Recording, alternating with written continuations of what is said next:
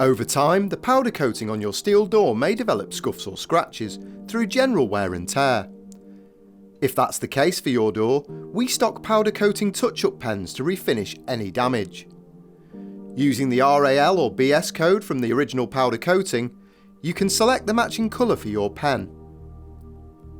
As the paint is a liquid and will dry out over time, your pen will be supplied with the solvent and the coloured powder separate, ready for you to mix together.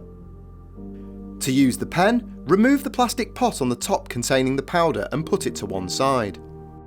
Unscrew the top of the pen. Inside you will find the integrated brush and the solvent in the barrel of the pen. Take the lid off the powder pot and pour this into the pen. Using the brush, mix the powder with the solvent. Then, screw the top back onto the barrel of the pen and shake vigorously for 1 minute. Once the paint solution is ready, use the brush to apply to the affected area of your door. Leave for a minimum of 40 minutes to become touch dry. We recommend 8 to 12 hours to dry fully.